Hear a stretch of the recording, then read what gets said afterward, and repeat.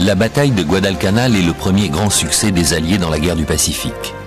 Alors que les Japonais ont entamé la construction d'une base aérienne pour contrer les futures invasions, les Américains investissent l'île et s'emparent du terrain d'aviation avant qu'il ne soit opérationnel. Cette position leur garantira la suprématie aérienne au-dessus de l'océan Pacifique. Mais leurs adversaires tentent âprement de repousser les forces de l'aéronavale. Les pertes sont lourdes. Les carcasses qui jonchent le terrain au terme des bombardements et des tirs d'artillerie navale sont des preuves tangibles de la férocité de l'affrontement.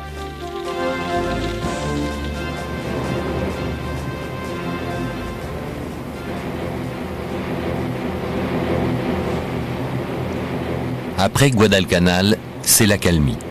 Les deux camps évaluent les moyens à mettre en œuvre pour mener la suite du conflit et établissent des plans de bataille pour les prochaines opérations.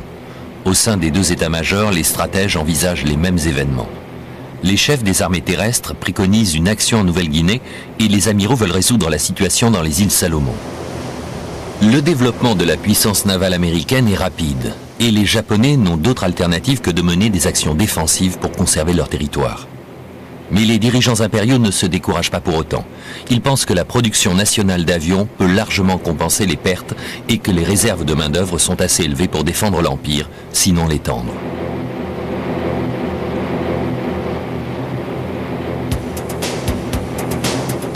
De leur côté, les Américains mettent en service de nouveaux avions sur une flotte rénovée pour faire reculer les Japonais et les vaincre.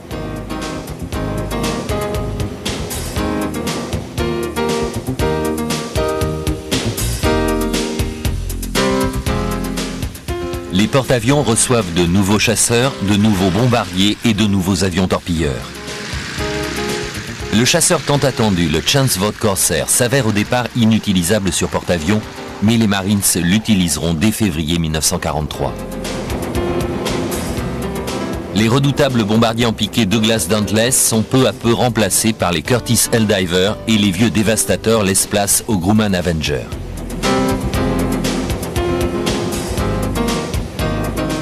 Les Helldiver et les Avengers s'entourent pour leur escorte du nouveau chasseur immédiatement disponible, le Hellcat, fabriqué par Grumman.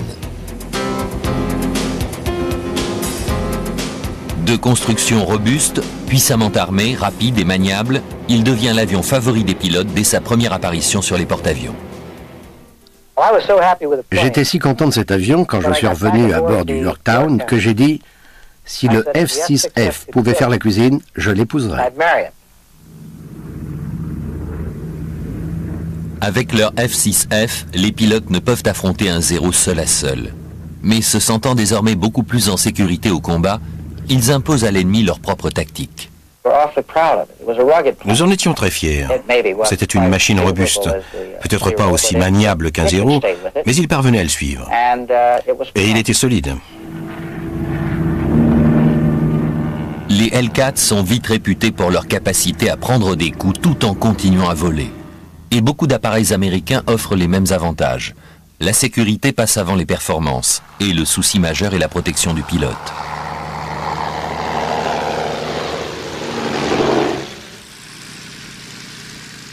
Pendant que les porte-avions de l'US Navy sont consolidés et réapprovisionnés, les navires japonais subissent à nouveau de sérieux revers. Pour reprendre le contrôle du ciel au-dessus du Pacifique Sud, l'amiral Yamamoto décide de déployer les avions de la flotte impériale à partir de Rabaul. Et au cours des combats aériens qui vont suivre, l'aéronavale japonaise va subir de lourdes pertes qui viendront s'additionner à celles des grandes batailles navales de cette même année. L'amiral Nimitz partage le contrôle de la ceinture pacifique avec le général MacArthur, commandant les forces terrestres basées en Australie. La base japonaise de Rabaul domine la zone de bataille sud et les plans américains prévoient d'envahir tout d'abord certaines des îles alentours pour isoler Rabaul, puis de prendre la base d'assaut. Cette stratégie sur le papier va servir de base de discussion. L'expérience des combats contre de petites unités japonaises dans la jungle confirme le fait qu'une attaque de front sur une importante garnison risque de provoquer des pertes très élevées. Les plans de l'offensive sur Rabaul subissent des modifications radicales qui vont changer complètement la conduite de la guerre.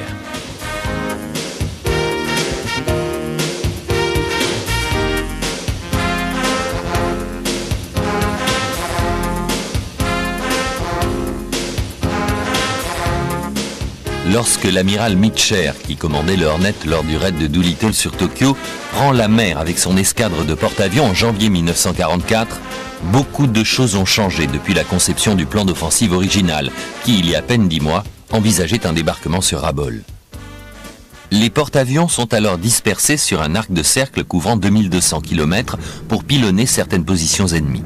La mise en place de bases terrestres ont permis aux forces aériennes de l'Army et des Marines de prendre en charge le Pacifique Sud et les porte-avions d'attaque sont en mission dans d'autres eaux. L'US Navy peut ainsi mener sa propre offensive par le Pacifique central, directement de Pearl Harbor jusqu'au Japon. La première étape consiste en une vague de débarquement sur Tarawa, dans les îles Gilberts, en novembre 1943, après seulement 5 mois de préparation.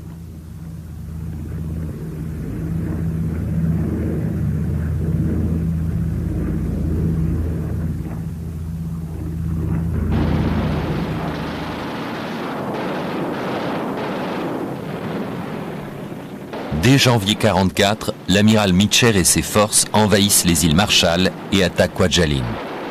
Depuis la bataille sanglante de Tarawa, de nouvelles décisions tactiques ont été prises. Les débarquements ont montré que les Japonais se battent héroïquement avec une ténacité féroce. L'état-major de l'US Navy décide donc de n'attaquer que les bases essentielles. Les garnisons japonaises établies dans les îles d'une moindre importance stratégique seront isolées et ignorées. Des attaques aériennes répétées les empêcheront d'agir.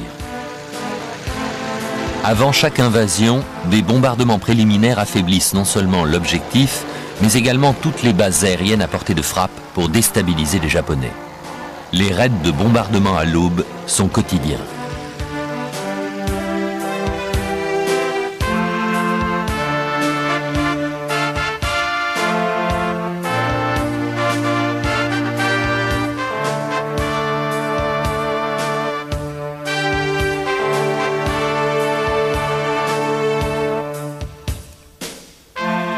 Les missions de bombardement précédant l'invasion des îles Marshall vont ainsi pilonner tous les terrains d'aviation japonais alentour. Elles débutent le 29 janvier et paralysent en quelques jours les activités aériennes et navales nippones. Les positions les mieux défendues se trouvent à l'extrême pointe est de l'archipel des Marshall. Mais les Américains décident de les contourner et d'attaquer Kwajalein 600 km plus loin en direction du Japon.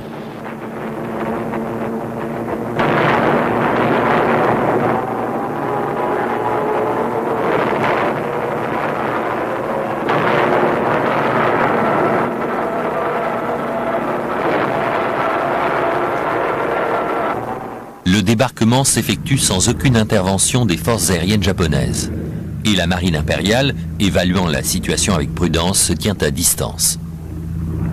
Les Japonais ne peuvent qu'accepter la perte inévitable de quelques îles. Ils savent qu'ils doivent tenir encore 6 mois avant de renforcer leurs défenses rapprochées et de remettre en état leurs forces aériennes et navales. Mais les événements vont démontrer que le pouvoir exécutif de Tokyo évalue la situation de façon irréaliste. De plus, les Japonais semblent sous-estimer la qualité des chefs militaires américains comme l'amiral Mitcher. C'était un des meilleurs officiers de marine que j'ai jamais connu. Et il connaissait ses avions. Il a été dans l'aviation toute sa vie. Il savait à quel moment une escadrille commençait à être fatiguée. Il discutait avec les pilotes à chaque fois qu'il rentrait de mission. L'amiral Mitcher est un homme d'expérience qui sait commander et qui fait preuve d'une grande imagination pour faire face aux situations. De plus, ses plans de bataille sont assez souples pour stimuler les initiatives. Dès qu'il se rend compte que l'invasion de Kwajalein va réussir sans faire appel aux forces de réserve, il dirige celles-ci vers l'objectif suivant, Eniwetok.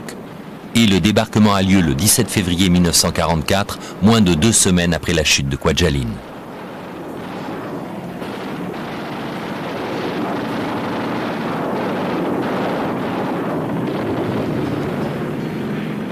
Eniwetok est à portée des bombardiers japonais opérant à partir des îles Mariannes, ainsi que de ceux basés sur l'énorme place forte de Truk dans les îles Carolines.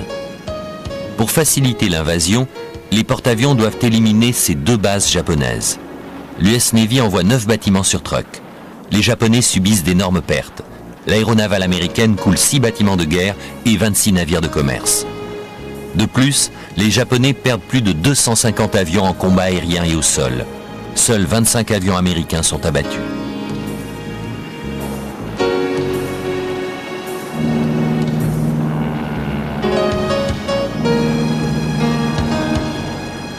L'attaque de Kwajalein, au-delà des défenses japonaises, donne à l'état-major impérial une idée de l'avenir. L'avance américaine dans le Pacifique sera totalement imprévisible. Et l'établissement de camps retranchés fortement défendus ne seront qu'une perte de temps, s'ils doivent servir de prison pour des garnisons que les troupes américaines n'attaqueront même pas. Pendant que les généraux japonais mûrissent cette réflexion, les événements d'Eniwetok et de Truk leur prodiguent une nouvelle leçon. Les Américains sont pressés. Le temps est compté.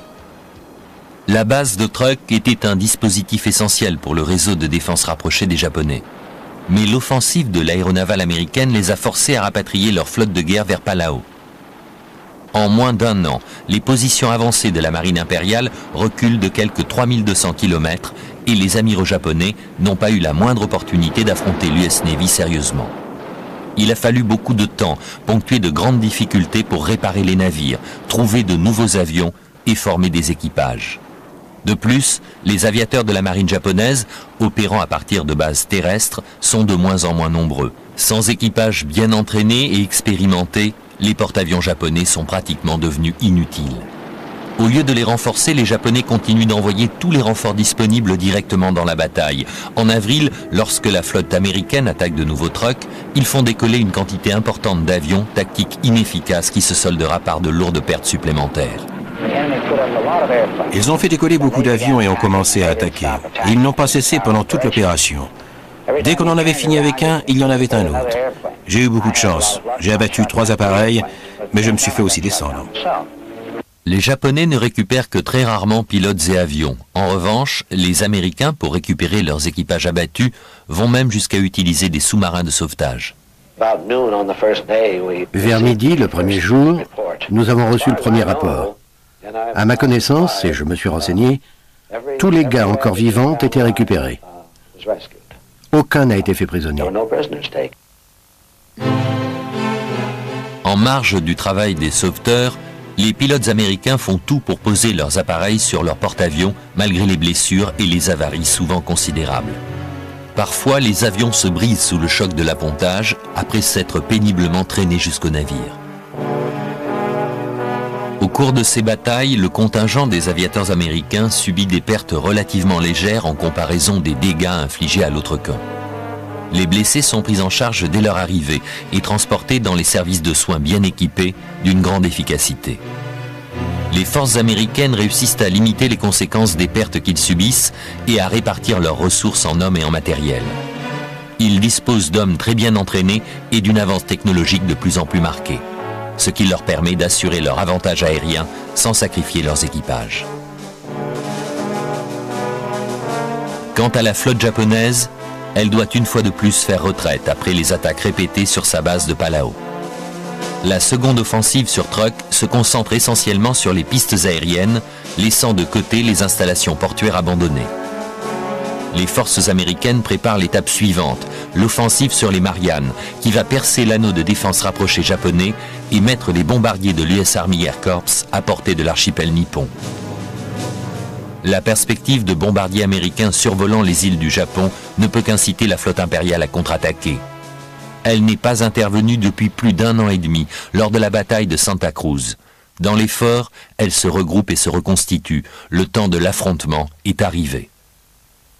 Les Japonais ont grand besoin d'une victoire pour affaiblir les escadres de porte-avions américains et mettre les convois de matériel de l'US Army à portée de leur flotte de guerre. Ils doivent infliger beaucoup de dégâts pour ralentir l'approvisionnement dont la ligne s'allonge de plus en plus. La stratégie des Japonais vise à attaquer les porte-avions américains sous le feu croisé de leurs forces aériennes. Ils rassemblent donc tous leurs avions disponibles dans les îles Mariannes. Mais en s'appuyant sur une aviation basée à terre, les Japonais démontrent clairement qu'ils ne veulent pas accepter la réalité. Les porte-avions américains ont prouvé à plusieurs reprises qu'ils sont déterminés et parfaitement capables d'écraser toute force aérienne de ce type. La stratégie nippone est erronée et les perspectives de la flotte impériale ne sont pas bonnes.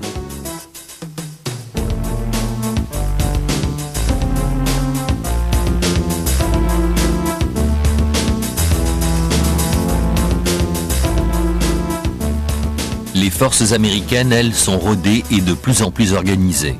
Les équipages préparent les avions pour l'offensive pendant que les convois et les escadres d'attaque se dirigent vers leurs nouvelles étapes, les îles de Guam, Saipan et Tinian, et vers la dernière grande bataille aéronavale de la guerre, celle de la mer des Philippines.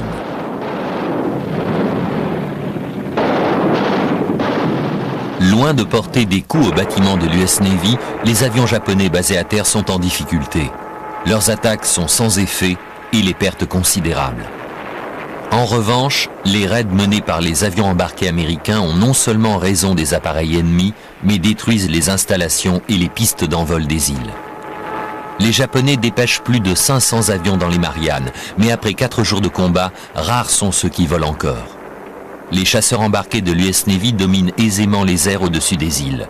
C'est à ce moment que l'amiral Ozawa, commandant en chef de la flotte combinée, trompé par des rapports erronés mentionnant de graves dégâts et des naufrages parmi les porte-avions américains, se lance dans la bataille.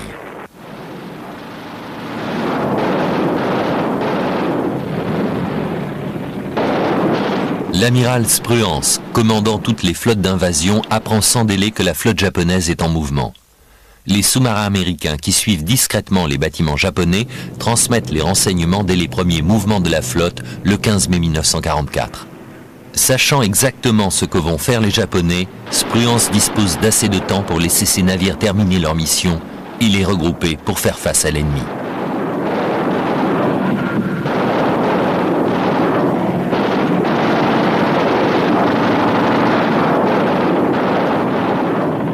L'amiral Spruance est soulagé de recevoir les renseignements sur les mouvements de la flotte japonaise. Car pour arrêter le flot d'avions que les Japonais convoient vers le secteur, il a détaché 2 escadres d'attaque pour prendre d'assaut Iwo Jima et Shishijima. Il a pris un grand risque en séparant en 2 sa flotte de porte-avions dans les Mariannes. Mais d'après les rapports transmis par les sous-marins, il peut évaluer que la flotte impériale ne sera à portée de ses avions que le 19 mai. Il doit donc en finir avec les forces aériennes basées à terre avant de rassembler ses effectifs et de les mettre en place pour couvrir l'invasion de Saipan et se battre contre les navires japonais. Les patrouilles de reconnaissance japonaises repèrent les navires américains le soir du 18 mai et les premières frappes de l'aéronavale de la flotte impériale sont lancées le lendemain matin. Les Hellcat, regroupés et prêts à réagir, anéantissent les avions japonais tout en supprimant toute activité dans les îles. La flotte japonaise n'est repérée que le lendemain soir, au crépuscule. Malgré les difficultés à faire apponter les avions revenant de la bataille dans l'obscurité, les porte-avions de l'US Navy lancent une gigantesque attaque aérienne qui parvient à neutraliser les porte-avions japonais en éliminant leurs bras armés, les avions, puis les bâtiments eux-mêmes.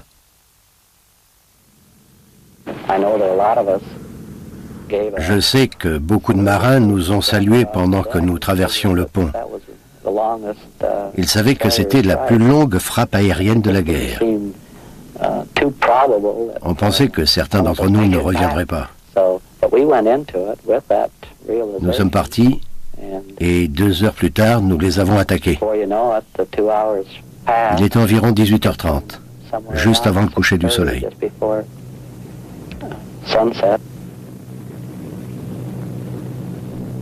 La flotte impériale a perdu 2 de ses porte-avions, irrémédiablement touchés par les torpilles des sous-marins américains. Mais l'amiral Ozawa ne sait pas ce qui est advenu de ces avions. Il pense qu'ils ont pris la direction des îles pour se réapprovisionner. L'attaque lancée par les porte-avions américains a considérablement affaibli sa puissance navale. Le porte-avions Iyo a sombré et 2 autres porte-avions sont sérieusement endommagés.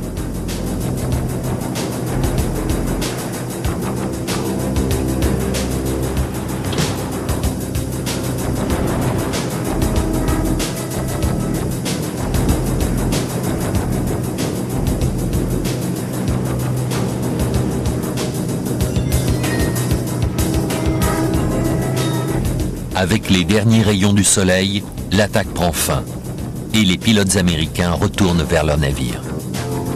Ils vont devoir apponter de nuit si toutefois ils réussissent à retrouver leur bâtiment. Après avoir évalué les possibilités d'attaque japonaise, l'amiral Mitcher, qui commande l'escadre d'attaque, prend alors une décision courageuse.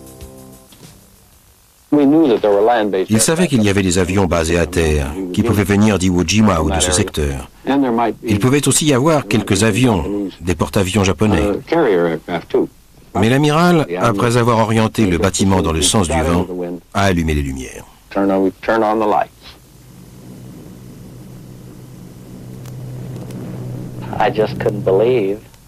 Je n'arrivais pas à y croire. Ils avaient allumé toutes les lumières. C'était contraire à tout principe, contraire à toutes les leçons du passé. Ce n'est que lorsqu'ils ont donné ordre de se poser sur la base la plus proche et que les signaux sont devenus plus intenses que j'ai pu voir au même moment qu'ils avaient allumé toutes les lumières pour nous.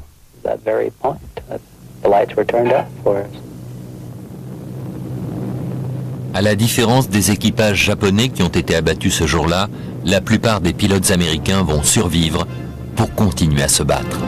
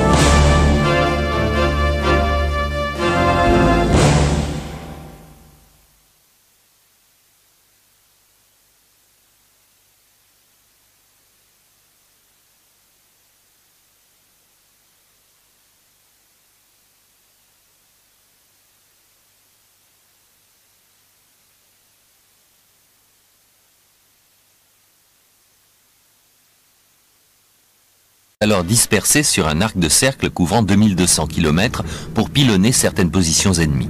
La mise en place de bases terrestres ont permis aux forces aériennes de l'Army et des Marines de prendre en charge le Pacifique Sud et les porte-avions d'attaque sont en mission dans d'autres eaux. L'US Navy peut ainsi mener sa propre offensive par le Pacifique central, directement de Pearl Harbor jusqu'au Japon. La première étape consiste en une vague de débarquement sur Tarawa, dans les îles Gilberts, en novembre 1943, après seulement 5 mois de préparation.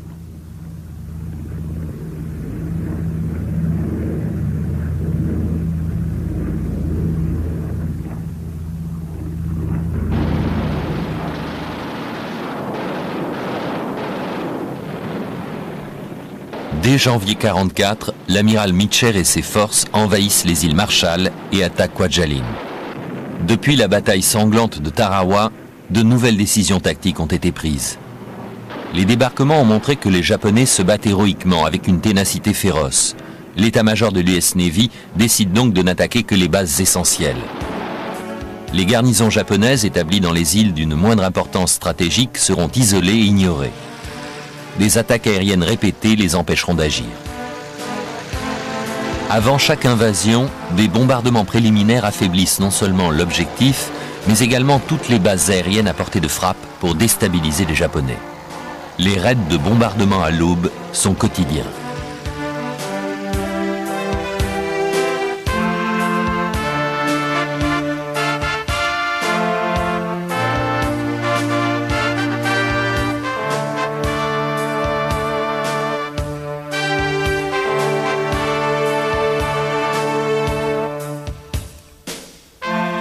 Les missions de bombardement précédant l'invasion des îles Marshall vont ainsi pilonner tous les terrains d'aviation japonais alentour.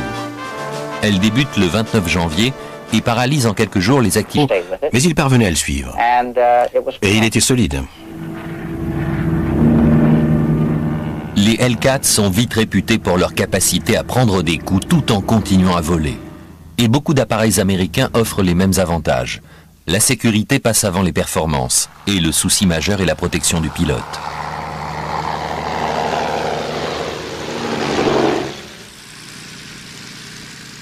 Pendant que les porte-avions de l'US Navy sont consolidés et réapprovisionnés, les navires japonais subissent à nouveau de sérieux revers.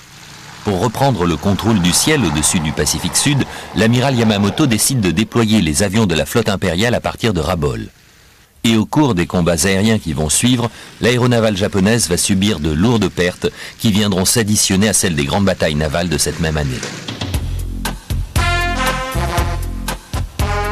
L'amiral Nimitz partage le contrôle de la ceinture pacifique avec le général MacArthur, commandant les forces terrestres basées en Australie. La base japonaise de Rabaul domine la zone de bataille sud et les plans américains prévoient d'envahir tout d'abord certaines des îles alentours pour isoler Rabaul, puis de prendre la base d'assaut. Cette stratégie sur le papier va servir de base de discussion. L'expérience des combats contre de petites unités japonaises dans la jungle confirme le fait qu'une attaque de front sur une importante garnison risque de provoquer des pertes très élevées. Les plans de l'offensive sur Rabaul subissent des modifications radicales qui vont changer complètement la conduite de la guerre.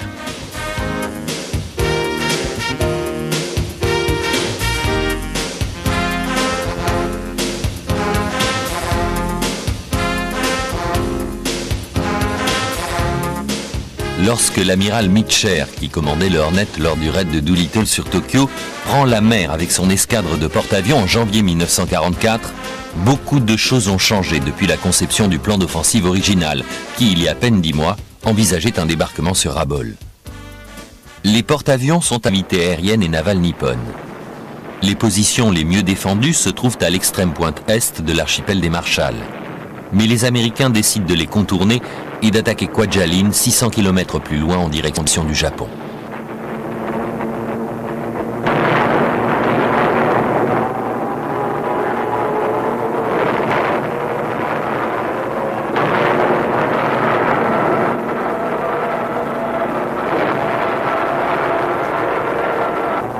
Le débarquement s'effectue sans aucune intervention des forces aériennes japonaises. Et la marine impériale, évaluant la situation avec prudence, se tient à distance. Les Japonais ne peuvent qu'accepter la perte inévitable de quelques îles. Ils savent qu'ils doivent tenir encore 6 mois avant de renforcer leur défense rapprochée et de remettre en état leurs forces aériennes et navales. Mais les événements vont démontrer que le pouvoir exécutif de Tokyo évalue la situation de façon irréaliste. De plus, les Japonais semblent sous-estimer la qualité des chefs militaires américains comme l'amiral Mitcher. C'était un des meilleurs officiers de marine que j'ai jamais connu. Et il connaissait ses avions. Il a été dans l'aviation toute sa vie. Il savait à quel moment une escadrille commençait à être fatiguée. Il discutait avec les pilotes à chaque fois qu'il rentrait de mission. L'amiral Mitcher est un homme d'expérience qui sait commander et qui fait preuve d'une grande imagination pour faire face aux situations. De plus, ses plans de bataille sont assez souples pour stimuler les initiatives. Dès qu'il se rend compte que l'invasion de Kwajalein va réussir sans faire appel aux forces de réserve, il dirige celles-ci vers l'objectif suivant, Eniwetok. Et le débarquement a lieu le 17 février 1944, moins de 2 semaines après la chute de Kwajalein.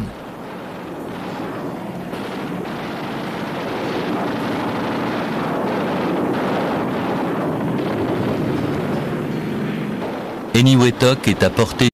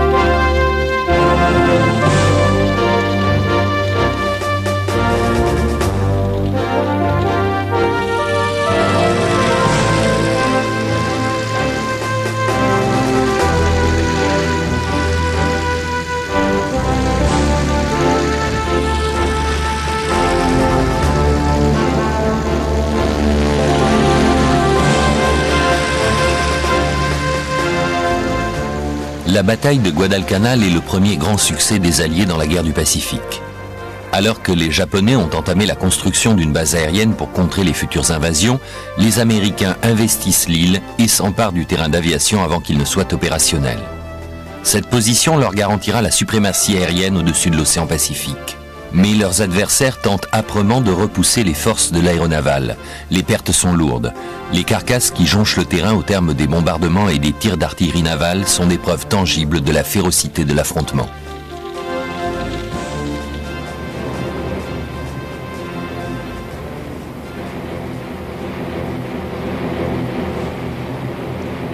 Après Guadalcanal, c'est l'accalmie. Les deux camps évaluent les moyens à mettre en œuvre pour mener la suite du conflit et établissent des plans de bataille pour les prochaines opérations. Au sein des deux états-majors, les stratèges envisagent les mêmes événements. Les chefs des armées terrestres préconisent une action en Nouvelle-Guinée et les amiraux veulent résoudre la situation dans les îles Salomon. Le développement de la puissance navale américaine est rapide et les Japonais n'ont d'autre alternative que de mener des actions défensives pour conserver leur territoire. Mais les dirigeants impériaux ne se découragent pas pour autant. Ils pensent que la production nationale d'avions peut largement compenser les pertes et que les réserves de main-d'œuvre sont assez élevées pour défendre l'Empire, sinon l'étendre.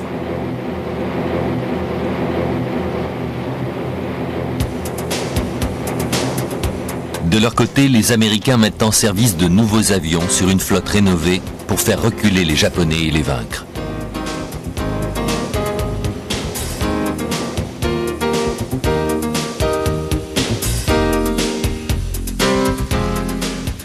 Les porte-avions reçoivent de nouveaux chasseurs, de nouveaux bombardiers et de nouveaux avions torpilleurs.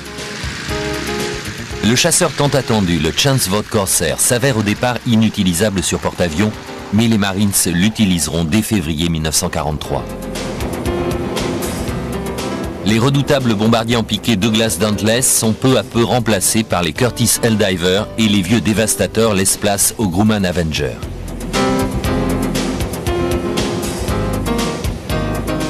Les Helldivers et les Avengers s'entourent pour leur escorte du nouveau chasseur immédiatement disponible, le Hellcat, fabriqué par Grumman. De construction robuste, puissamment armé, rapide et maniable, il devient l'avion favori des pilotes dès sa première apparition sur les porte-avions. J'étais si content de cet avion quand je suis revenu à bord du Yorktown que j'ai dit « Si le F-6F pouvait faire la cuisine, je l'épouserais ». Avec leur F-6F, les pilotes ne peuvent affronter un Zéro seul à seul.